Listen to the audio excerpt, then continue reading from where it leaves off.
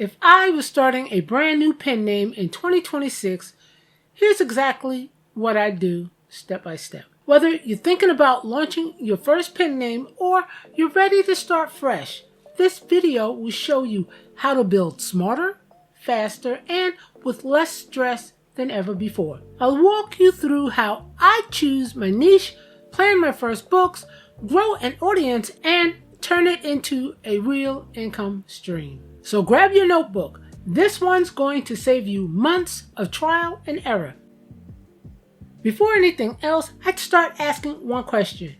Why do I want a new pen name? There are a few smart reasons to start fresh. You're switching genres or writing styles. You want to test a new brand or tone, or you're building a different type of audience. But here's one thing I wouldn't do. Start a new pen name just to start over. That's like moving houses without fixing the leaks. I define the purpose clearly. This pen name will focus on a specific genre and build a loyal reader base who love a specific story or topic. That clarity will guide every decision after, from covers to pricing to marketing. Next, I choose a genre that fits both my passion and my profit goals. And this is fact. You can't fake enthusiasm for long. Readers can feel when you're writing just for money. So I'd make a short list of genres that I generally enjoy writing, have strong reader demand, and are evergreen, meaning readers always come back for more. For example, in fiction, billionaire romance, cozy mystery, and urban fantasy.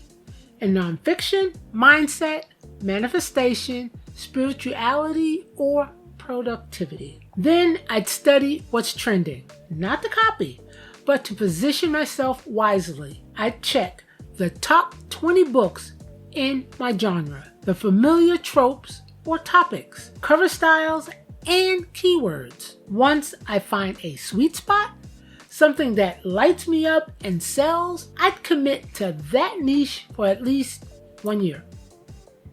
I'd focus on planning 3 connected books from the start to create a mini catalog that builds momentum and keeps readers engaged. Design them to release 30 to 60 days apart. If it's fiction, I'd outline the full cover arc early, even if each book stands alone. If it's nonfiction, I'd create a series that solves related problems like money mindset in 30 days, abundance mindset in 30 days, manifestation for beginners in 30 days. You see what I did there? 3 connected books that gives readers a reason to stay. It also boosts visibility because each release supports the other. And because this is also a business, I'd also plan production costs, cover design, and launch dates in a spreadsheet or Notion dashboard from day one. Once I've got my books planned, I'll start shaping the brand. This is where many authors waste time. Overthinking names and logos. Don't.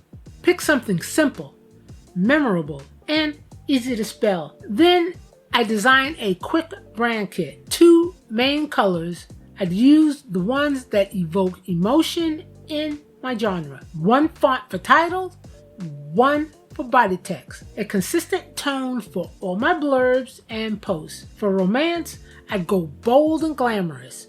For spirituality, soft and calm. For thrillers, dark and sharp. I'd also make sure my pen name has a simple domain name and matching social handles, even if I don't plan to use all of them yet. The goal isn't to look fancy, it's to look consistent. Enjoying the video? Don't forget to hit the like button, subscribe for more, and if you want to stay updated, turn on notifications so you never miss a new video. In 2026, I prioritize setting up my reader funnel before publishing so I can start building my audience and income right away. That means setting up a landing page with a freebie like a bonus chapter or mini ebook, a welcome email sequence that builds connection, a simple newsletter schedule once or twice a month. This is your foundation for future income. Social media comes and goes, but your email list is yours forever. And don't overcomplicate it. I'd use MailerLite, which I do, or ConvertKit, and write 3 to 5 simple emails introducing who I am, why I write, and what readers can expect. Then when I launch book 1, I already have people waiting to buy. Pricing is a big deal, especially when you're new. So here's what I do in 2026. Keep the first book at a lower price, say 99 cents or $2.99, to attract readers. Price the following books at $3.99 to $5.99 to earn a profit. Bundle all 3 later for a higher price, $9.99 or more.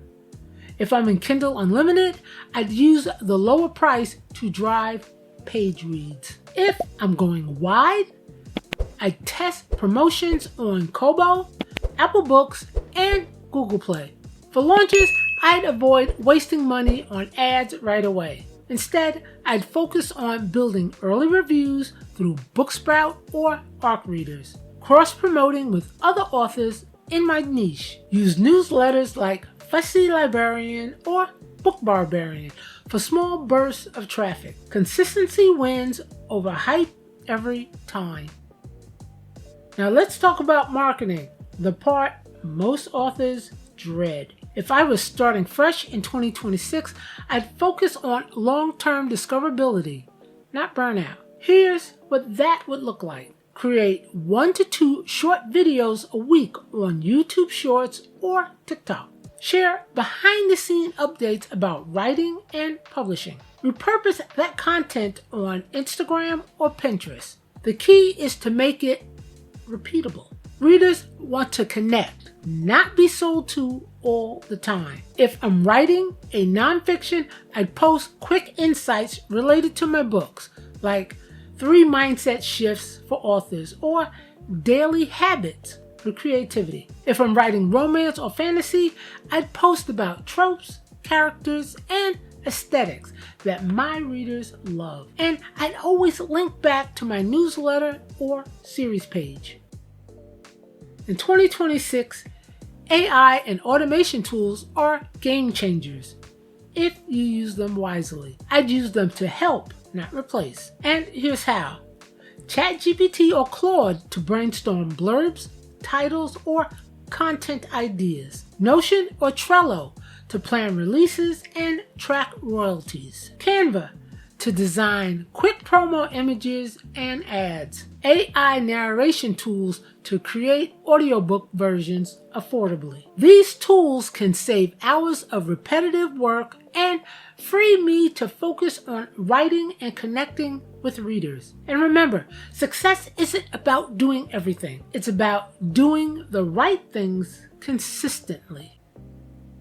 After the first few launches, I'd look at the data, not feelings. It's easy to get emotional when sales start slow, but numbers tell the real story. Every month I track book sales and page reads, email list growth, click-through rates on newsletters, and social media engagement. If something's not working, I tweak it. Maybe update a cover, test a new blurb, or adjust pricing. This mindset keeps your pen name growing instead of guessing. Building an author brand takes time. The difference between those who quit and those who succeed is patience and strategy.